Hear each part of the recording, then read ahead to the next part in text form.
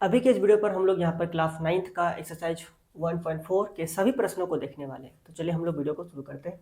और यहाँ पर देख सकते हैं हमारा यहाँ पर पहला प्रश्न अभी मैंने लिखा है और पहला प्रश्न यहाँ पर है, बताइए नीचे दी गई संख्याओं में कौन कौन परिमेय है और कौन कौन अपरिमेय है। मतलब यहाँ पर आपको बताना है कि कौन कौन परिमेय है और कौन कौन अपरिमेय है। उसके पहले आपको ना परिमेय और अपरिमेय के बारे में आपको पता होना चाहिए कि वे संख्याएं क्या होती है ना। जैसे कि हम परिमेय संख्या की बात करें तो परिमेय संख्या जो होती है उसे हम लोग P बाई क्यू के रूप में लिख सकते हैं। परिमेय संख्या को P बाई क्यू के रूप में लिख सकते हैं, मतलब उसे फ्रैक्शनल में यानी कि भिन्नात्मक संख्याओं के रूप में लिखा जा सकता है। और जैसे कि यहाँ पर देखिए वो P और Q क्या होना चाहिए, यहाँ पर P और Q जो है एक पूर्णांक होना चाहिए। क्या होना चाहिए, वो पूर्णांक होना चाहिए। P और Q पूर्णांक होना चाहिए। अब पूर्णांक क्या होती है, पूर्णांक वैसी संख्याएं होती है, मतलब कि पूर्णांक जो है ना वे धनात्मक, ऋणात्मक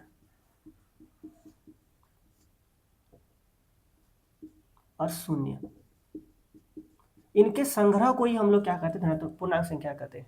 तो पूर्णांक संख्या में ये तीनों संख्याएं सम्मिलित होती है, मतलब धनात्मक संख्याएं भी हो सकती है, ऋणात्मक संख्याएं भी हो सकती है और शून्य भी हो सकती है। तो ये हो गया पूर्णांक, है ना। लेकिन यहाँ पर एक शर्त है, एक शर्त क्या है, अब क्यू का जो मान जो है ये 0 नहीं होना चाहिए।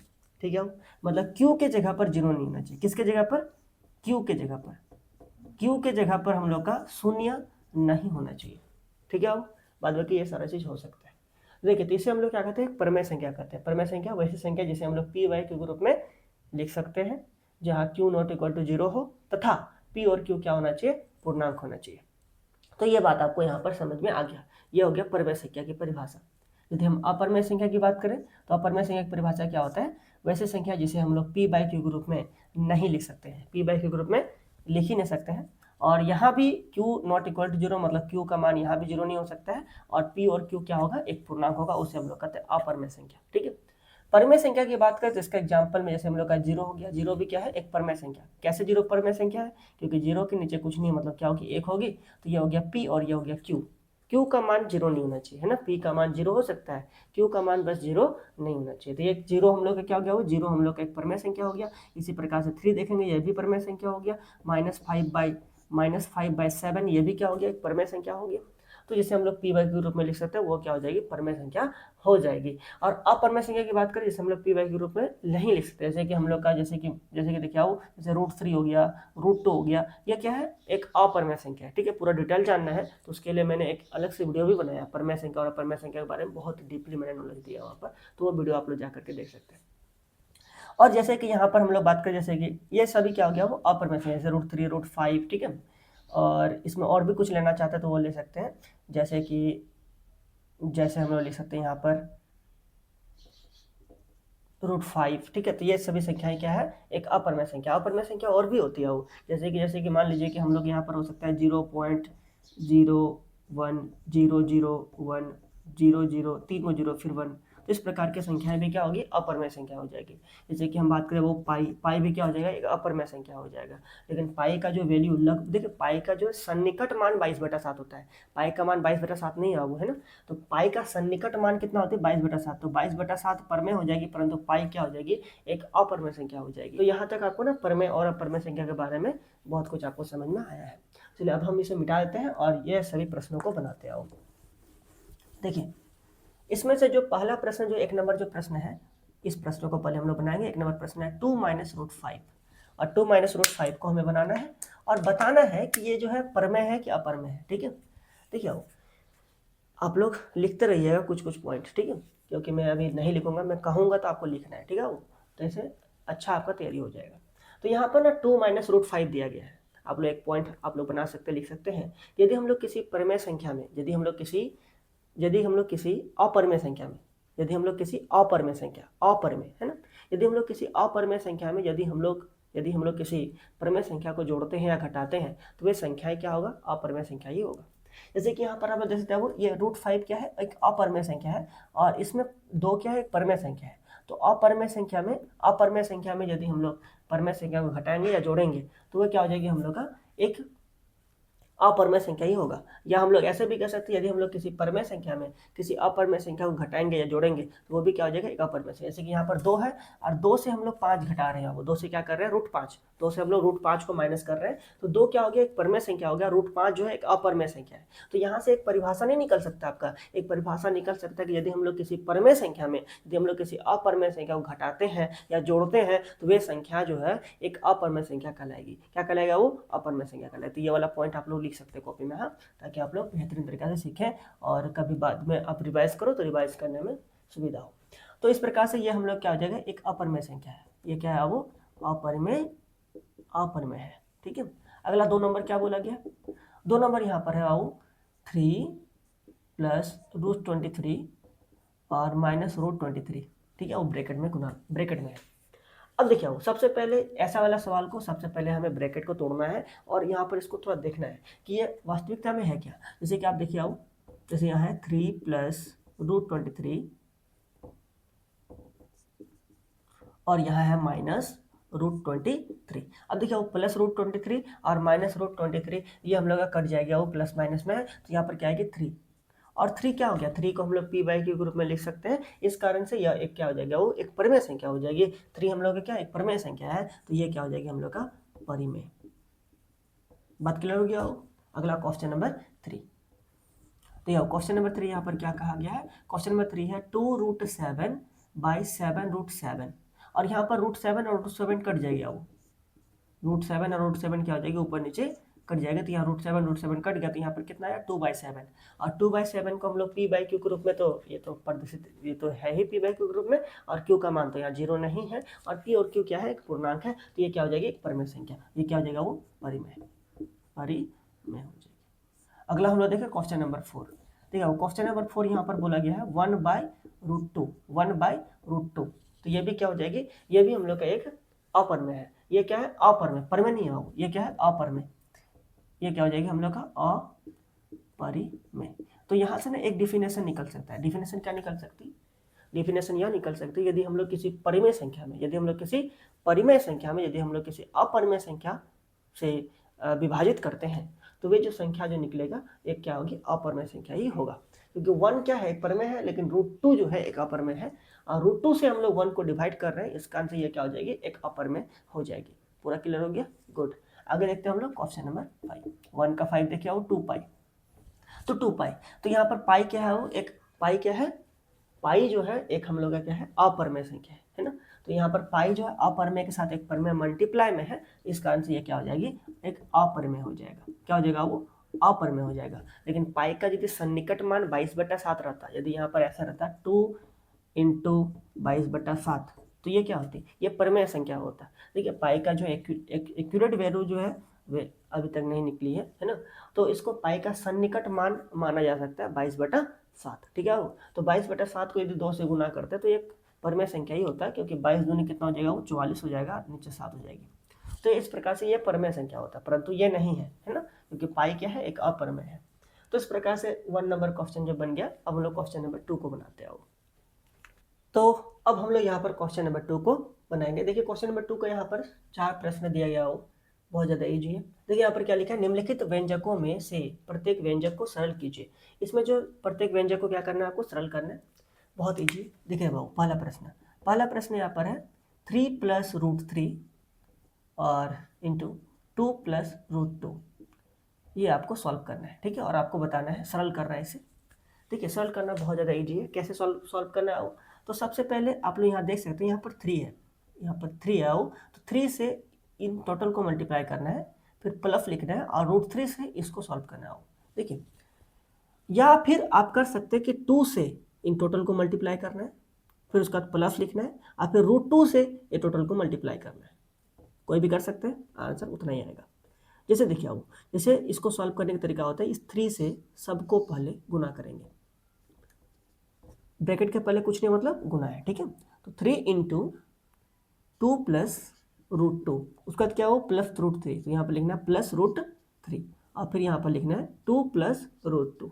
ठीक है, ये कर सकते हैं, या इसी को हम लोग या ऐसे कर सकते थे, क्योंकि आपको सीखना है तो बेहतरीन तरीके से सीखिए। 3 + √3 2 + √2, इसको हम लोग ऐसे भी कर सकते हैं कि 2 से इसको मल्टीप्लाई कर देंगे, 3 प्लस रूट 3 को, और फिर यहाँ पर प्लस रूट 2, तो यहाँ लिखेंगे हमें प्लस रूट 2, और इससे मल्टीप्लाई करना है टोटल को 3 प्लस रूट 3 को। ठीक है, इसको सॉल्व करेंगे, इसको सॉल्व करेंगे, दोनों का आंसर वही आएगा वो। जैसे यहाँ देखिए, अब इसको कैसे मल्टीप्लाई करना है, इस 3 को पहले इससे और फिर 3 को इससे। ठीक है, तो 3 को यदि आप 2 से गुना करते हैं तो कितना हो जाएगी, 3 दूनी 6 हो जाएगी। अब प्लस 3 को रूट 2 से मल्टीप्लाई करेंगे तो हो जाएगा 3 रूट 2, फिर यहाँ प्लस है तो लिखना प्लस, रूट 3 को 2 से मल्टीप्लाई करेंगे तो हो जाएगा 2 रूट 3, और फिर रूट 3 को रूट 2 से मल्टीप्लाई करेंगे तो देखिए रूट के अंदर है, मल्टीप्लाई है तो ये गुना हो जाएगी। ठीक है, मतलब मल्टीप्लाई हो जाएगी, तो यहाँ पर हो जाएगा 3 दूनी 6 हो जाएगी। अब आप यहाँ देख सकते हैं कि ये सारा जो है ना, ये क्या है, विजातीय है, तो किसी के साथ किसी को भी नहीं जोड़ सकते हैं, तो यही हम लोग का क्या हो जाएगी, आंसर हो जाएगी। इसमें देखिए आओ, तो ये यदि हम लोग 2 से गुना करेंगे 3 को तो कितना हो जाएगी, 6 हो जाएगी, प्लस 2 को रूट 3 से गुना करेंगे तो 2 रूट 3 हो जाएगा, प्लस रूट 2 को 3 से मल्टीप्लाई करना 3 रूट 2 हो जाएगा, प्लस रूट 3 को रूट 2 से मल्टीप्लाई करना है तो यहाँ पर क्या हो जाएगा, वो रूट 6 हो जाएगा।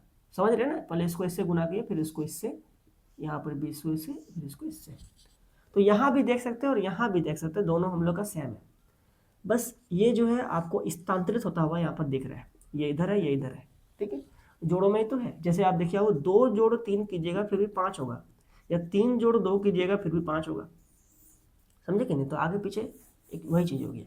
तो इनसे भी हम लोग का आंसर निकल गया। क्लियर हो गया, आप लोग बहुत बेहतरीन तरीके से 1 नंबर तो सीखे।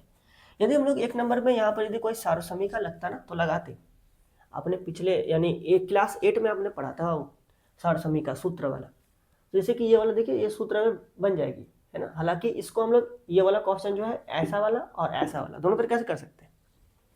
अब आप लोग क्वेश्चन नंबर यहाँ पर 2 देख लीजिए। देखिए क्वेश्चन नंबर 2 यहाँ पर है, ऐसा ही प्रश्न है ना, बस यहाँ पर दोनों जगह प्लस था तो यहाँ पर एक जगह प्लस और एक जगह माइनस है, और यहाँ पर कुछ चेंज है।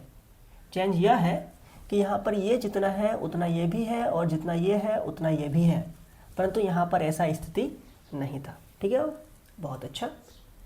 इसको हम लोग यहाँ पर 3 तरीक़ा से बना सकते हैं, पहला ऐसा वाला, दूसरा इस तरीक़ा से, और तीसरा हम लोग का यहाँ पर फॉर्मूला भी लग सकती है। जैसे कि आपने क्लास 8 में पढ़ा होगा a plus B into A minus B equal to होता है A square minus B square, तो उस फॉर्मूला का यूज़ करके भी हम लोग यहाँ बना सकते हैं। तो चलिए बनाना प्रारंभ करते हैं। 3 तरीक़ा से बनाएंगे इसे हम लोग। यहाँ से लिखना शुरू करते हैं, 3 plus root 3 into 3 minus root 3, 3 बार बनाएंगे अलग अलग मेथड से, आपको सीखना है। लेकिन यदि आपको कोई भी बनाने दे तो आप जो आपको सरल मेथड लगे उससे आप तुरंत बना के इसे दिखा दीजिए, क्योंकि यहाँ पर प्रश्न में नहीं कहा है कि इस फॉर्मूला का उपयोग कीजिए या सारसमीका का उपयोग कीजिए, ऐसा कुछ नहीं कहा गया है। आगे इसको 3 बार लिख लेते हैं हम लोग फटाफट से, और इसको मैं बेहतरीन तरीक़ा से आपको मैं समझाता हूँ। देखिए ध्यानपूर्वक देखिए, देखिए आओ, सबसे पहले ये वाला तरीका हम लोग कर सकते हैं, यहाँ 3 से टोटल को मल्टीप्लाई करेंगे, फिर उसके बाद रूट 3 से। ठीक है, यदि हम 3 से गुना करेंगे तो ये कितना हो जाएगा, वो 3 इंटू 3 माइनस रूट 3, और फिर यहाँ पर प्लस रूट 3 है तो लिखना होगा प्लस रूट 3, और यहाँ 3 माइनस रूट 3। ठीक है, इस स्थिति पर क्या करना है, यहाँ पर 3 से पहले सबको गुना करेंगे, 3 गुना 3 प्लस रूट 3, और उसके बाद माइनस रूट 3 से, यहाँ पर माइनस रूट 3 से टोटल को मल्टीप्लाई करना है, यानी कि 3 प्लस रूट 3। और यहाँ आप लोग देखिए यहाँ पर प्लस रूट 3 था और यहाँ पर है माइनस रूट 3। अब ब्रैकेट के अंदर माइनस माइनस है और यहाँ ब्रैकेट के अंदर प्लस प्लस है, दोनों आंसर एक ही आएगा। चलिए करके देखते हैं, इसको हम लोग बाद में बनाएंगे, है ना। इसको बनाने के बाद देखिए 3 को 3 से गुना करेंगे, 3 तो कितना हो जाएगी, 9 हो जाएगी।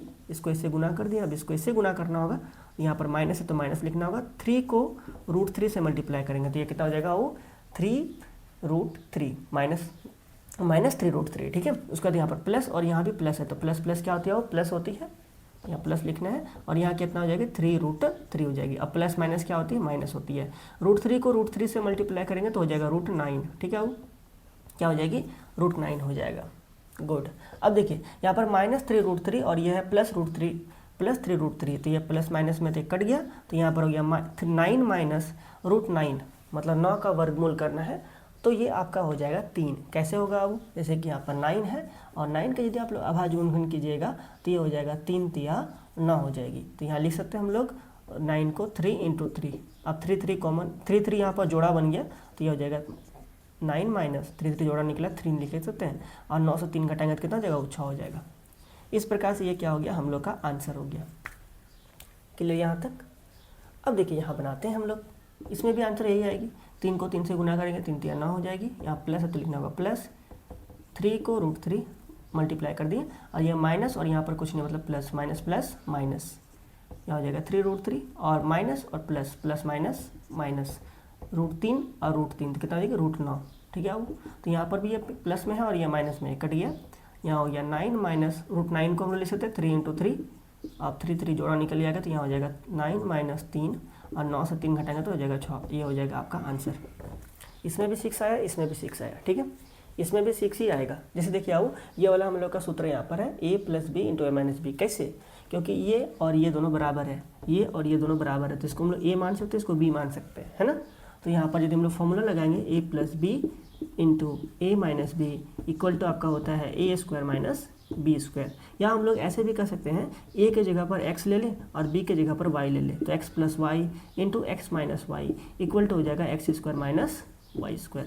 तो ये आपको फॉर्मूला याद रखना है। क्लास 9th में अभी ये वाला ऐसा वाला फॉर्मूला पढ़ेंगे हम लोग आगे। ठीक है, चल देखिए, तो ये आपको मैंने यहाँ पर समझा दिया। अब हम लोग इसे बनाने वाले हैं, इसको मिटा देते हैं।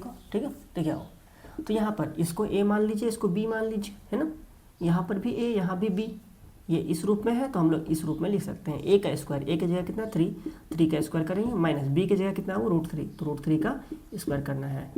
3 का स्क्वायर मतलब क्या होती है, 3 का स्क्वायर मतलब होता है 3 × 3। ठीक है, वो जैसे 3 के घात 3 रहता है, मतलब 3 का क्यूब, तो ये होता है 3 × 3 × 3।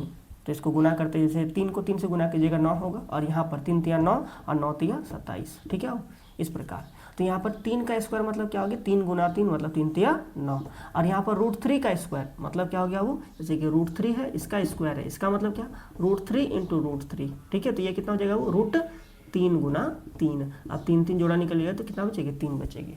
इसका कहने का मतलब यहाँ पर यह हो गया, यदि आप √3 का स्क्वायर करते हैं तो 3 आता है, यदि आप √4 का स्क्वायर कीजिएगा तो 4 आएगा, √4 का स्क्वायर कीजिएगा तो कितना आएगी, 4 आएगा। ठीक है, इसी प्रकार यदि हम बोले √5 का स्क्वायर, तो √5 का स्क्वायर कितना हो जाएगा, 5 होगी, √6 का स्क्वायर 6 हो जाएगी। बात पूरा क्लियर हो गया। तो यहाँ पर हम लोग का क्या हो जाएगा 3। अब 9 से 3 गया तो कितना बचा वो 6, और ये क्या हो गया आंसर। तो इस प्रकार से यहाँ देख सकते हैं, यहाँ भी 6, यहाँ भी 6 और यहाँ भी 6 आया। इस प्रकार से हम लोग 2 नंबर जो बैठे बहुत ही अच्छी तरीक़ा से सिखा दिया मैं आपको। अब अगला हम लोग बनाते हैं क्वेश्चन नंबर 3। देखिए यहाँ पर 2 का 3 नंबर क्या बोला गया, इसको तब तक हम लोग साफ कर लेते हैं यहाँ पर, है ना। यहाँ तक उतार लीजिए आप लोग। देखिए यहाँ जो हम लोग का प्रश्न है, इस प्रश्न को 2 तरीक़ा से यहाँ बना सकते हैं। ठीक है, देखिए कैसे। तो यहाँ पर √5 + √2 इसका होल स्क्वायर, ये है क्वेश्चन नंबर 3। इसी को और एक तरीक़ा से बना सकते हैं यहाँ पर, इसीलिए मैं प्रश्न को लिख लेता हूँ, √5 + √2 इसका होल स्क्वायर। ठीक है, गुड।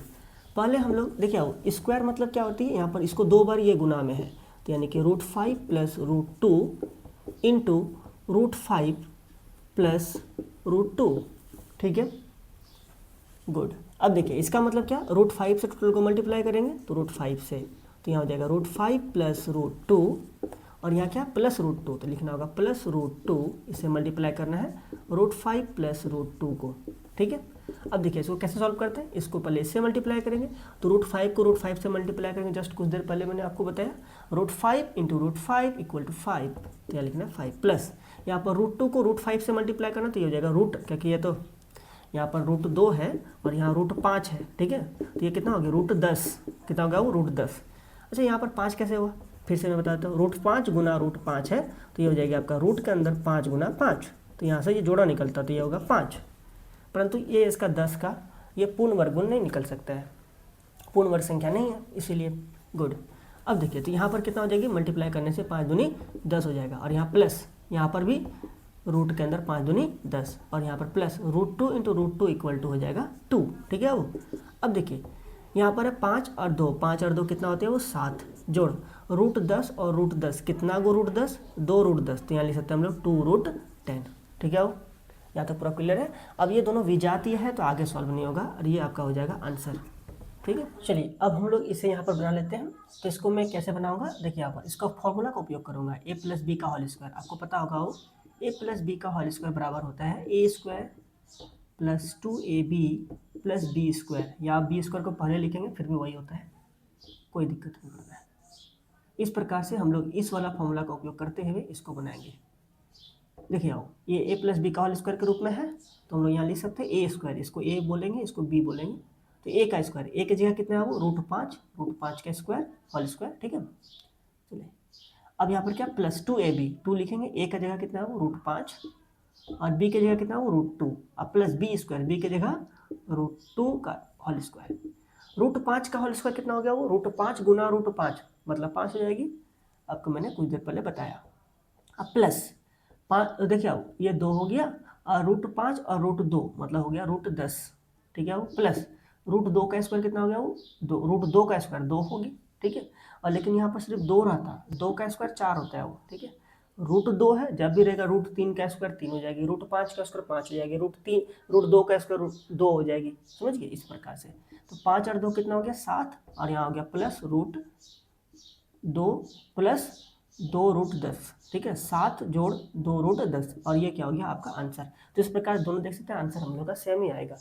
इस प्रकार से आप लोग जो है क्वेश्चन नंबर 3 भी बहुत ही बेहतरीन समझ गया हो। अब हम लोग यहाँ पर क्वेश्चन नंबर 4 बनाएंगे, और ये रहा हमारे पास क्वेश्चन नंबर 4। चलिए मैं क्वेश्चन नंबर 4 को मैं लिख लेता हूँ। तो यहाँ मैंने क्वेश्चन को लिख ले रहा हूँ। प्रश्न जो है बहुत ज़्यादा इजी है, ये वाला भी हम लोग फॉर्मूला भी बना सकते हैं। ठीक है, जैसे कि यहाँ पर डायरेक्ट मैं फॉर्मूला को यूज़ कर देता हूँ, क्योंकि आपको मैंने सिखा दिया कि कैसे करके यूज़ करते हैं। जैसे √5 से टोटल को मल्टीप्लाई करेंगे, फिर उसके बाद -√2 से फिर टोटल को मल्टीप्लाई करेंगे, तो वैसा आप लोग सीख चुके हैं। ठीक है, तो यहाँ पर अभी मैं फॉर्मूला का उपयोग करके मैं आपको जल्दी से बता देता हूँ। तो यहाँ पर भी हम लोग उपयोग कर सकते हैं a + b into a - b का। तो ये फॉर्मूला क्या होती है, a² - b² होती है, इसका यूज़ कर सकते हैं।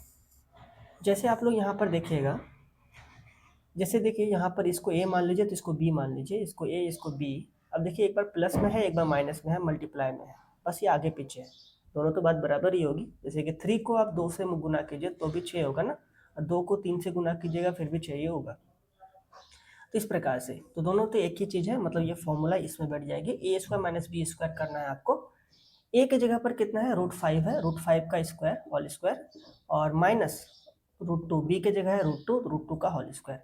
√5 का होल स्क्वायर आपका हो जाएगा वो √5 इंटू √5 इक्वल टू क्या होती है 5 होती है, और माइनस √2 का होल स्क्वायर, इसका मतलब होगा √2 इंटू √2, तो मतलब हो जाएगा यहाँ पर 2, और 5 से 2 यदि आप माइनस कीजिएगा तो ये आपका हो जाएगा 3, और इस प्रकार से ये हो गया आंसर। ठीक है, तो क्वेश्चन नंबर 2 का जितना ही प्रश्न था मैंने आपको समझा दिया। अब हम लोग आगे बढ़ते हैं, क्वेश्चन नंबर 3 में आते हैं। हमारे पास यहाँ पर क्वेश्चन नंबर 3, और ध्यानपूर्वक देखिए क्वेश्चन नंबर 3 क्या बोला गया है। क्वेश्चन नंबर 3 बोला गया है, आपको याद होगा कि पाई को वृत्त की परिधि, यानी कि पाई जो है ना, इसको वृत्त की परिधि, आगे क्या बोला आगे और पढ़ेंगे, वृत्त की परिधि और उसके व्यास के अनुपात से परिभाषित किया जाता है, और उसके व्यास के अनुपात, यानी कि वृत्त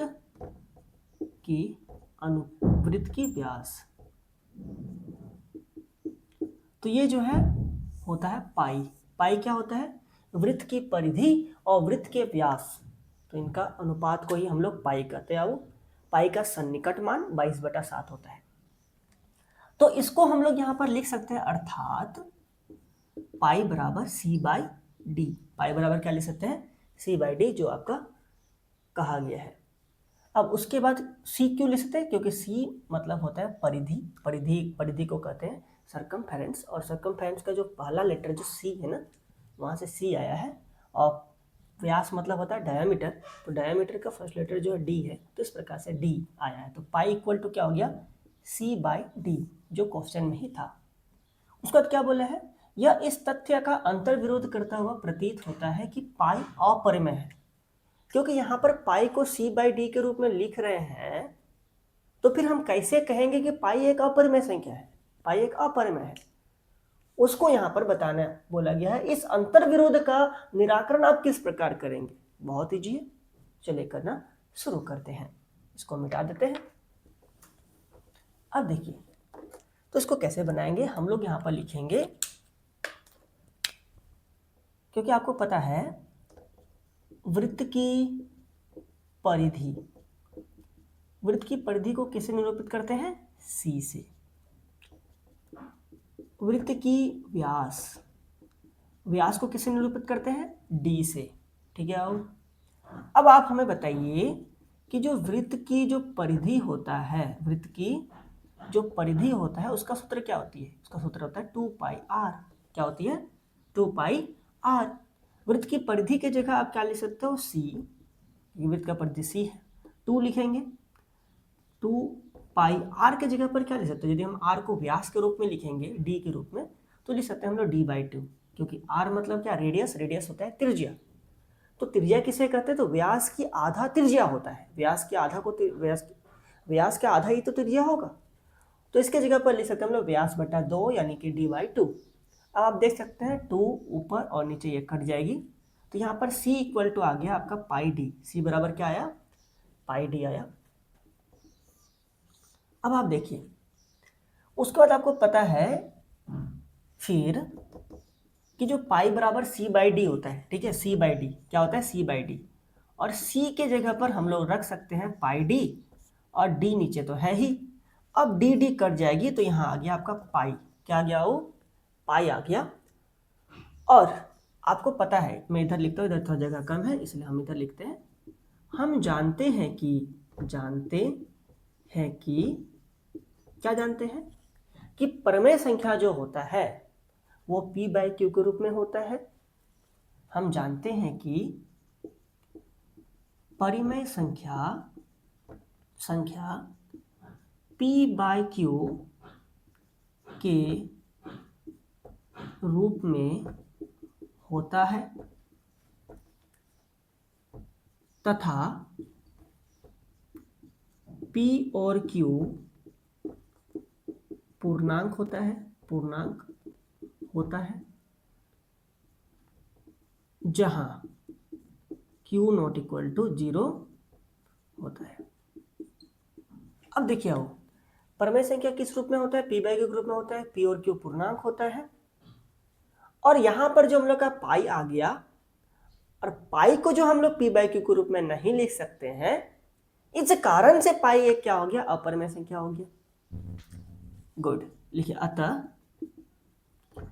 पाई एक अपरिमेय है। पाई का सन्निकट मान होता है 22/7। ठीक है, तो यहाँ पर जो पाई जो हो गया वे क्या हो गया? एक अपरिमेय हो गया।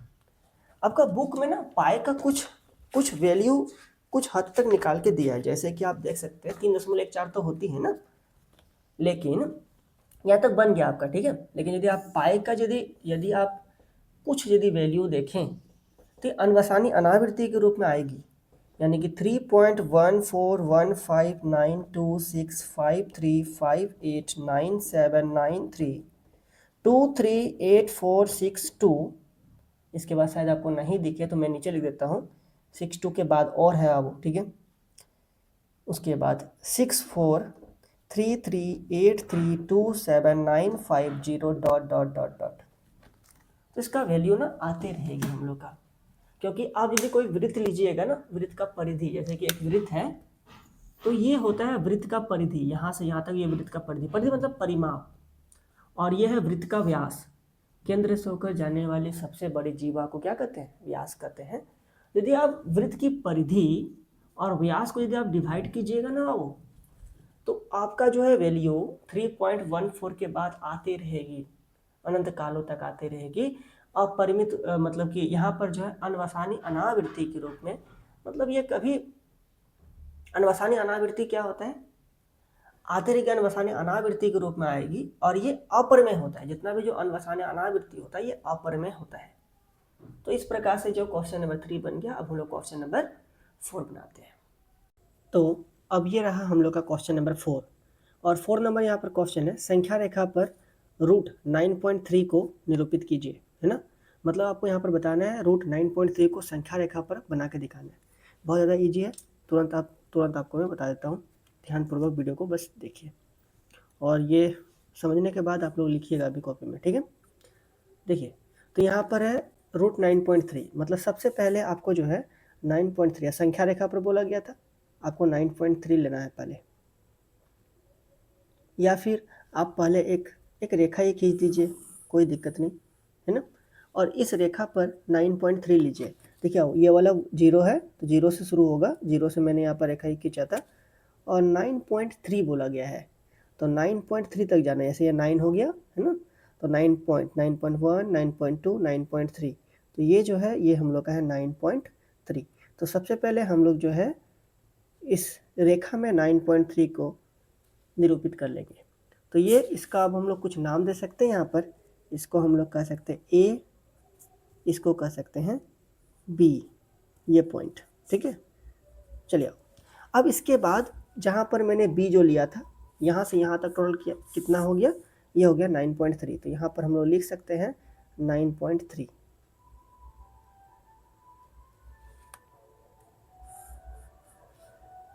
ये जो हम लोग का है ये है 9.3।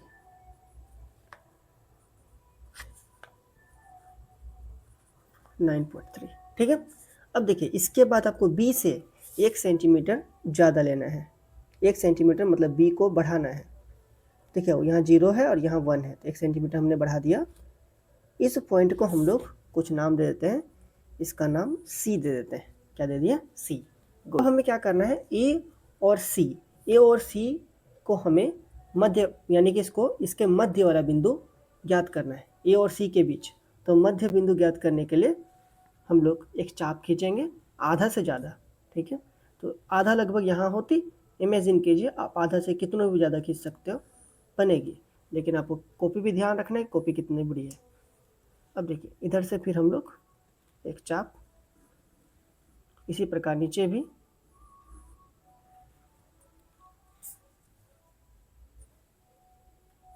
ये खींचने के बाद आपको जो है यहाँ पर मध्य बिंदु ज्ञात हो गया। अब हम लोग इसे यहाँ से मध्य बिंदु ज्ञात कर लेंगे। इस प्रकार से यदि आप इसे यहाँ पर मिलाओगे तो आपको जो है मध्य बिंदु ज्ञात हो जाएगी इस जगह पे। और इस मध्य बिंदु का नाम हम लोग रख सकते हैं ओ। अब यहाँ पर हम लोग इस ओ और सी को, ओ बिंदु और सी बिंदु, यदि हम ओ और सी को देखें तो एक वृत्त की त्रिज्या हो सकती है। तो इस प्रकार से यहाँ से हम लोग एक चाप खींचेंगे, यहाँ से, ये हुआ ए और सी, यहाँ से हम लोग एक चाप खींचेंगे, यानी कि एक अर्धवृत्त बनाएंगे। और आप देख सकते हैं इस प्रकार से हमारे पास एक अर्धवृत्त बन गया, ठीक है। अब देखिए यहाँ जो बी जो है, इस जगह पे बी बिंदु पर एक हम लोग इसको लेते हुए, जो अर्धवृत्त जो है ना, इसको लेते हुए हम लोग 90 डिग्री बनाएंगे। तो 90 डिग्री बनाने के लिए हम लोग यहाँ पर चांद की सहायता से बना सकते हैं, या हम लोग इस प्रकार का मदद करके भी, प्रकार के मदद से भी बना सकते हैं। तो अभी मैं आपको इसी के मदद से बनाने सिखा देता हूँ कि 90 डिग्री कैसे बनाना है। बनाना बहुत ज़्यादा ईजी होता है। सबसे पहले यदि आप चाहे तो चांद से भी कर सकते हो, ठीक है, फिर भी उतना ही आंसर होगी। देखिए तो यहाँ पर बी पर आपको 90 डिग्री बनाना है, यानी कि समकोण बनाना है। उसके लिए सबसे पहले एक चाप काटते हैं और उसके बाद फिर यहाँ से काट देंगे तो ये 60 डिग्री बनेगा वो। फिर उसके बाद हम लोग यहाँ से काटेंगे तो ये 120 डिग्री बनेगा, और इसी के बीच में हमें 90 डिग्री प्राप्त हो जाएगी। क्योंकि 60 और 120 के बीच में कितना का गैप है, 60 डिग्री का, और यदि हम इस 60 डिग्री को आधा करेंगे तो 30 डिग्री हो जाएगा, यानी कि 60 डिग्री और 30 डिग्री 90 डिग्री। तो इस प्रकार से यहाँ पर जो है बी पर 90 डिग्री हम लोग बना लिए। अब इसको हम लोग अर्धवृत्त पर जहाँ पर कटेगी वहाँ तक लेके जाना है। तो आप देख सकते हैं ये इस जगह पर आया। अब ये जो है यहाँ पर मैंने समकोण बनाया, और इस प्रकार से ये यहाँ से लेकर यहाँ तक ये हम लोग का हो गया रूट 9.3। अब इसे हम लोग क्या करेंगे, इसे हम लोग यहाँ से यहाँ नाप लेंगे। नापने के बाद इसे हम लोग संख्या रेखा पर मिलाएंगे। इस प्रकार आप इसे डॉट डॉट मिला सकते हैं इस प्रकार से। अब यह संख्या रेखा पर जिस जगह पर प्रतिच्छेद करेगी वही वाला पॉइंट जो हुआ 9.3, यानी कि रूट ये जो आपका पॉइंट जो हुआ ये हो गया 9.3। इस प्रकार से यहाँ पर 9.3 बहुत ईजी तरीका से बन गया। आपको यहाँ पर कुछ भी दिया रहे दशमलव में तो आप जो है बहुत आसानी से अब आप लोग बना सकते हैं, जैसे कि रूट अंडर 3.5, तो इसी प्रकार से आपको जो है ये निरूपित कर रहे हैं। सीख गया वो। चलिए अब इसमें थोड़ा सा हम लोग जान लेते हैं आखिरकार ये होती कैसे है, इसको थोड़ा प्रूफ कर लेते हैं। प्रूफ करना बहुत ज़्यादा ईजी है। अब ध्यानपूर्वक बस देखिए यहाँ पर जो है ये जो है यदि हम इसको अब हम प्रूफ करेंगे, ये तो आपको बनाने सिखा दिए, अब इसे मैं प्रूफ करने वाला हूँ। अब देखिएगा यदि हम इस बिंदु को डी मान लेते हैं यहाँ पर जहाँ पर ये कटा था, ठीक है। अब यदि हम ओ और डी को मिला दें तो यहाँ पर ओ और डी को जब हमने मिलाया तो ये हम लोग का एक समकोण त्रिभुज का एक कर्ण बना। क्या बना? वो कर्ण बना, ठीक है। ये हो गया यहाँ से यहाँ कर्ण, और ये यहाँ से यहाँ लंब, और ये ओ बी क्या हो गया? ओ बी हम लोग का हो गया आधार। यहाँ पर जो ओ बी जो है ये आधार हो गया, बी डी जो है ये लंब हो गया, और ओ डी जो है ये हम लोग का हो गया कर्ण। मतलब ये कर्ण है, ये आधार है, और ये लंब है। यहाँ तक आपको क्लियर हो गया। अब ध्यानपूर्वक देखिए इसे हम लोग कैसे प्रूफ करने वाले हैं। तो चलिए अब इसे हम लोग प्रूफ करते हैं, ठीक है। यहाँ पर जो है रूट 9.3 था, तो इसके जगह पर कुछ भी हो सकता है, ठीक है। मैंने मान लिया इसके जगह पर क्या थी, इसके जगह पर क्या हो सकती है, कुछ भी संख्या हो सकती है। तो यहाँ इसे हम लोग x मान लेते हैं, ठीक है। यदि हम लोग इसे x माने 9.3 को, अभी मैं प्रूफ कर रहा हूँ, तो यदि मैं इसे x मानूँ यहाँ से यहाँ तक, ठीक है, ये x है तो ये क्या हो जाएगी हम लोग का रूट x हो जाएगी। क्या हो जाएगी? रूट x हो जाएगी।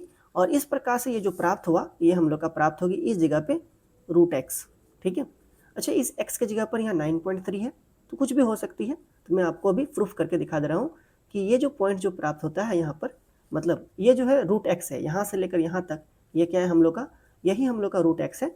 और इसी को जब हम लोग आगे मिलाएंगे तो संख्या रेखा पर जिस बिंदु पर कटेगी वही हम लोग का रूट x हो जाएगा, ठीक है। तो इसे बहुत ज़्यादा सरल है प्रूफ करना। यदि हम लोग इस अर्धवृत्त पर देखेंगे तो वृत्त की त्रिज्या क्या होती है? बराबर होती है, क्योंकि एक ही वृत्त का त्रिज्या क्या होगी? बराबर होगी। तो इस प्रकार से यदि यहाँ पर देखें हम लोग वृत्त में, तो इस वृत्त में आपको यहाँ पर देखने को मिल रहा है कि OC जो है और OD जो है ये बराबर होगा OA के। मतलब OC बराबर OD होगा और बराबर OA होगा। कैसे? देखिए ये हम लोग के पास O है और ये हमारे पास ये C है, तो यहाँ से लेकर यहाँ OC हो गया, वृत्त की त्रिज्या हुआ, और यहाँ से लेकर यहाँ ये हुआ OA। OA भी क्या हुआ? वृत्त की त्रिज्या हुआ, और OD जो है ये भी क्या हुआ? वृत्त की त्रिज्या हुआ। केंद्र से परिधि की जो बीच की जो दूरी होता है ये तो हम लोग का त्रिज्या होता है। तो यहाँ से ये तीनों जो है ये क्या है? वृत्त की त्रिज्या है। वृत्त की त्रिज्या, वृत्त की त्रिज्या है। अब आप ध्यान दीजिए, यदि हम लोग OC की बात करें, OC की बात करें, तो ये OC कितना हो सकता है? बता सकते हैं आप लोग OC कितना हो सकता है? अब देखिए, तो यहाँ से लेकर यहाँ तक क्या थी? x थी। ध्यानपूर्वक देखिएगा, और यहाँ से लेकर यहाँ तक एक इकाई से हम लोग लिए थे, ठीक है।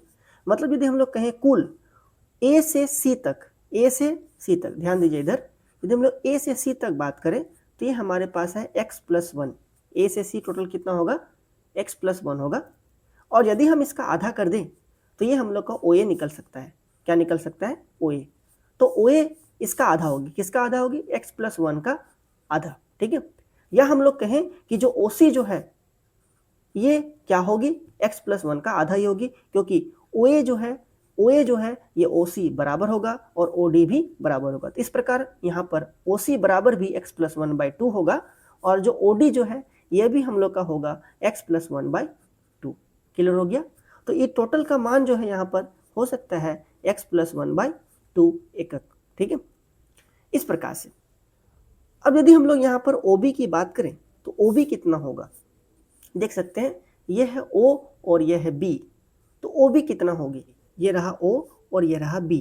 OB का मान कितना होगी? अभी आप लोग ने जाना कि OC का जो मान है वह है x+1/2। तो OC यहाँ से लेकर यहाँ तक है टोटल, ठीक है। यदि इसमें से मैं 1 को माइनस कर दूं तो हम लोग का निकल जाएगी OB। यदि हम OB की बात करें तो ये OB कितना हो जाएगी? OB जो है इस x प्लस 1/2 में 1 को यदि हम माइनस कर दें, x प्लस 1/2 मतलब यहाँ से यहाँ तक क्या थी x प्लस 1/2, और इसमें से यदि हम 1 को माइनस कर दें तो ये OB निकल जाएगी। गुड। अब देखिए आगे, तो इसको यदि हम लोग आगे सॉल्व करें तो यहाँ हो जाएगी 2, क्योंकि इसके नीचे कुछ नहीं मतलब 1 है, ठीक है। एलसीएम निकालोगे 2 हो जाएगा। तो यहाँ 2 से 2 को डिवाइड करते हैं, जो आता है ऊपर से करते हैं, 2 से 2 को डिवाइड करेंगे तो हम लोग का 1 होगा, प्लस 1 को मल्टीप्लाई करेंगे 1 ही रहेगा।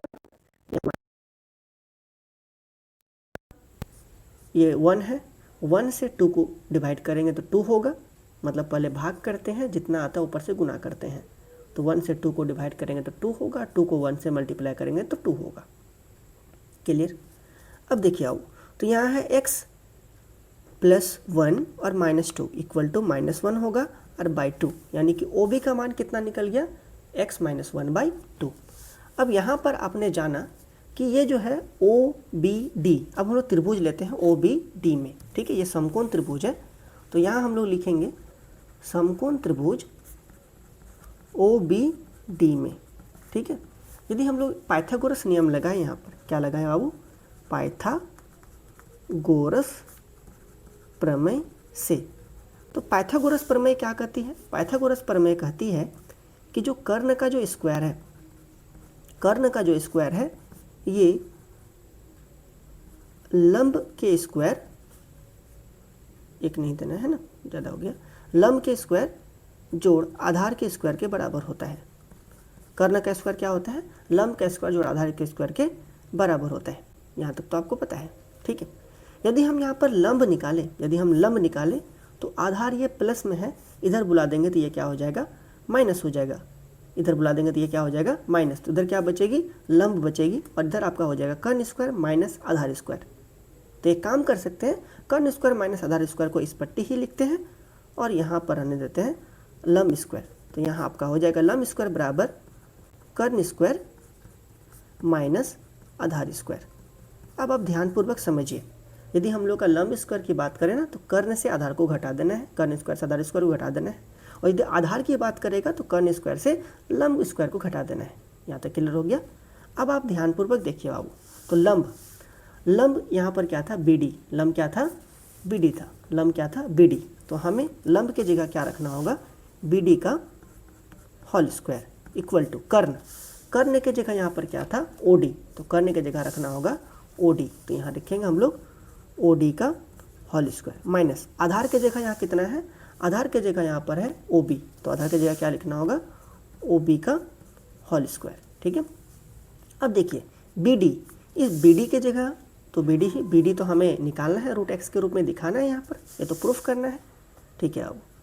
अब ध्यान दीजिए इधर, तो यहाँ पर हम लोग लिख देंगे BD का होल स्क्वायर, और देखिए OD का मान कितना है, तो OD के जगह हम लोग रख सकते हैं x प्लस 1/2, x प्लस 1/2 और इसका होल स्क्वायर माइनस OB की जगह क्या रखना होगा, x माइनस 2, अभी हम लोग निकाले थे x माइनस 1/2, तो यहाँ लिख देंगे हम लोग x माइनस 1/2 और इसका होल स्क्वायर करना होगा, ठीक है।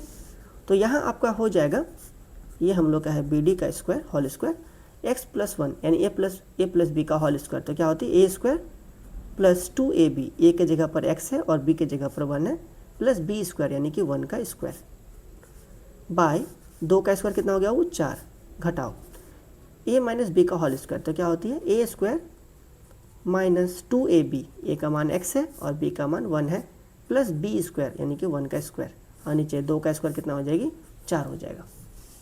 अब देखिए, तो यहाँ पर है आपका BD का होल स्क्वायर इक्वल टू, यहाँ पर हो गया x square plus 2x plus 1/4 minus x square minus 2x plus 1/4, इसको सॉल्व करने से, ठीक है। तो यहाँ आपका हो गया BD का होल स्क्वायर बराबर, ये क्या हो जाएगी 4, ठीक है, 4 लॉसा निकाल देंगे, 4 का लॉसा 4 होता है, 4 से 4 को भाग करते 1 आता है, जो आया उसको ऊपर से गुना करेंगे तो कोई फर्क नहीं पड़ेगी, यहाँ भी कोई फर्क नहीं पड़ती है। मतलब यदि हम लोग का हर में यदि बराबर रहे, जोड़ेंगे घटाएंगे तो ऊपर का बस वैसे ही लिखना है आपको। तो यहाँ पर x square plus 2x plus 1, यहाँ माइनस है तो अंदर का सारा चिन्ह बदल जाएगी, जैसे ये माइनस है तो प्लस हो जाएगा, ये प्लस है तो माइनस माइनस हो जाएगा, और इसके पहले प्लस है तो प्लस है तो ये माइनस हो जाएगा, यानी कि आपका हो जाएगा x square plus 2x minus 1। मतलब ये प्लस माइनस है तो प्लस हो गया, प्लस है तो माइनस हो गया।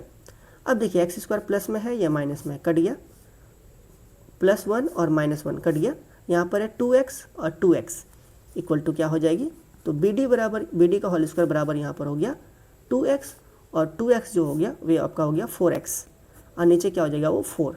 इस प्रकार से यहाँ 4 कट जाएगी। अब इधर देखिए, तो यहाँ बी डी का होल स्क्वायर ये हम लोग का आया x, क्या आया, x आया, और यदि हम स्क्वायर को उधर भेज दें तो यहाँ बी डी बराबर हो जाएगी आपका √x, और इस प्रकार से ये क्या हो गया, प्रूव्ड। मतलब यदि हम लोग इसको x लिए है ना, तो इस x की जगह पर कुछ भी हो सकता है, 9.3, ठीक है, या हम लोग का जैसे 3.5, इस प्रकार से यहाँ पर कुछ भी हो सकता है। तो ये इस प्रकार से ये जो है ना, यहाँ से लेकर यहाँ तक ये हम लोग क्या है, √x ही है, और इस प्रकार आपको मैंने प्रूफ बहुत ही शानदार तरीक़ा से बता दिया। आप लोग इसे अब कॉपी में नोट डाउन कर सकते हैं। तो चलिए अब इसके बाद हम लोग अगला वाला क्वेश्चन नंबर 5 बनाते हैं। और यहाँ बोला गया परिमेयकरण कीजिए, ठीक है, परिमेयकरण तो बहुत ज़्यादा इजी होता है, और किसका, हर का परिमेयकरण करना है, ठीक है। देखिए यहाँ पर पहला प्रश्न जो है 1 नंबर, यहाँ पर प्रश्न है 1/√7। ये बहुत सिंपल है। इसको हर का परिमेयकरण करने के लिए आपको जो है हर और अंश में, क्योंकि किसी भी संख्या में यदि हर और अंश में एक ही प्रकार की संख्याओं से गुना की जाती है तो वो जो है उसमें कोई फर्क नहीं पड़ती है, ठीक है। और हर का परिमेयकरण कहने का यहाँ पर तात्पर्य है कि हर में जो है आपको अपरिमेय संख्या नहीं रखना है, हर को परिमेय संख्या के रूप में बदल देना है, बस यही है इसका मूल मकसद। और क्वेश्चन को चलिए हम लोग सॉल्व करते हैं। तो यहाँ पर क्या है 1/√7, तो हम लोग √7 से ऊपर नीचे मल्टीप्लाई कर सकते हैं, यानी अंश में भी और हर में भी। तो यदि हम लोग √7 को 1 से मल्टीप्लाई करेंगे तो यहाँ हो जाएगा √7, और √7 को √7 से मल्टीप्लाई करेंगे तो क्या हो जाएगा वो 7, क्योंकि आपको पता है कि √7 × √7 इक्वल टू हम लोग लिख सकते हैं √7 × 7, और 7 यहाँ से जोड़ा निकल जाएगा तो 7 बाहर आ जाएगी। इस प्रकार से यहाँ जो है √7/7 ये क्या हो जाएगा, आपका आंसर हो जाएगी। मतलब ये हो गया हर का परिमेयकरण। क्लियर, मतलब हर में जो है अपरिमेय संख्या के रूप में नहीं है, हर जो है अब हम लोग का परिमेय संख्या के रूप में आ गया। गुड। अब हम लोग क्वेश्चन नंबर 2 बनाएंगे। देखिए 2 नंबर क्वेश्चन जो है वो हमारे पास है 1/√7 - √6, ठीक है, ये प्रश्न है। और इस प्रश्न को कैसे बनाएंगे हम लोग, जितना भी इस प्रकार का टाइप क्वेश्चन है, जैसे 2 नंबर, 3 नंबर, 4 नंबर, इसको बनाने के लिए हमें एक फॉर्मूला की आवश्यकता है। वो फॉर्मूला, वो सूत्र आपको याद होना चाहिए। वो सूत्र हमारे पास है a + b × a - b equal to होता है a² - b²। तो इस फॉर्मूला का उपयोग करते हुए हम लोग प्रश्नों को बनाएंगे। अब इसे देखिए, हर का परिमेयकरण मतलब हर में जो है अपरिमेय संख्या नहीं रखना है, परिमेय संख्या के रूप में रखना है। तो यहाँ पर देखिए 1/√7 - √6 है, ये माइनस में है आओ, तो इसका ऑपोजिट, माइनस का ऑपोजिट प्लस, तो हम लोग जो है इसी को प्लस से मल्टीप्लाई कर देंगे, यानी कि √7 + √6 अपॉन √7 + √6। अब देखिए यदि हम लोग का हर में माइनस में है तो हम लोग प्लस से मल्टीप्लाई कर दिए, तो यहाँ पर ना ये फॉर्मूला में बदल गया, a + b × a - b, तो इसकी जगह पर लिख सकते हैं a² - b², और ऊपर में यदि हम इसको 1 से मल्टीप्लाई करेंगे तो ये हो जाएगा √7 + √6, और नीचे जो है आपका a² - b² के रूप में हो जाएगी। तो यहाँ a की जगह है √7 का स्क्वायर माइनस इधर b की जगह है √6 का स्क्वायर। अब आप लोग बताइए, तो यहाँ पर √7 + √6 और नीचे √7 का स्क्वायर कितना हो जाएगी 7, और √6 का स्क्वायर हो जाएगी 6। तो इस प्रकार से √7 + √6/1, ठीक है, और ये क्या हो गया, आपका आंसर हो गया। तो यहाँ पर जो है हर का परिमेयकरण हो गया, या इसको आप ऐसे भी लिख सकते हैं, क्योंकि हर में तो एक रहती ही है, तो इसको आप ऐसे लिख सकते हैं √7 + √6, और ये आप आंसर कर सकते हैं, ठीक है। तो इस प्रकार से ये वाला हर का परिमेयकरण हो गया। मतलब हर में जो है ना, हर में जो अपरिमेय संख्या पहले जो था ये अब परिमेय संख्या में बदल गई है। क्लियर हो गया। अगला अब हम लोग क्वेश्चन नंबर 3 बनाएंगे। देखिए क्वेश्चन नंबर 3 यहाँ पर है 1/√5 प्लस √2। यहाँ पर जो है प्लस में है, बहुत ईजी, अब आप लोग सीख चुके हैं।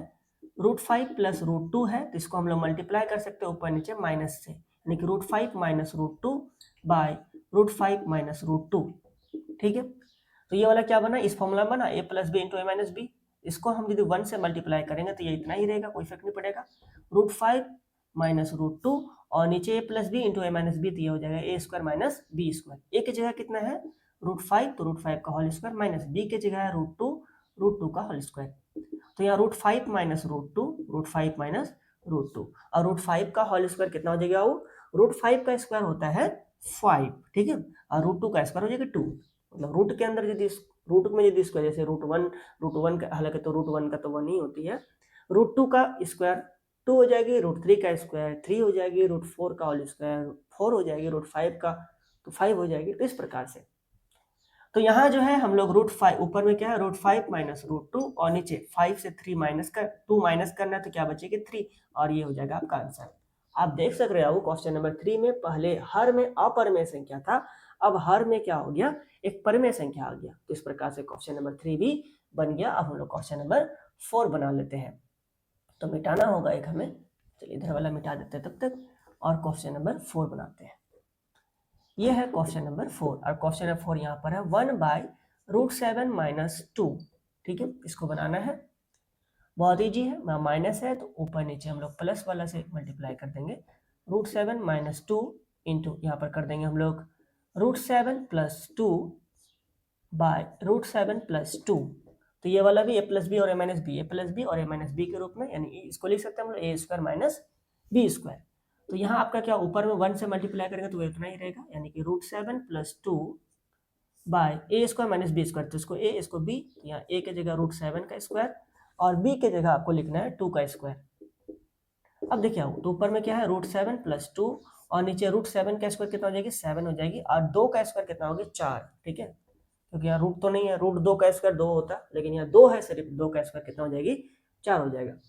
तो यहाँ पर आपका ऊपर में हो गया √7 प्लस 2 और बाय 7 से 4 माइनस करना है तो 3 हो जाएगी, और इस प्रकार से ये आंसर हो गया।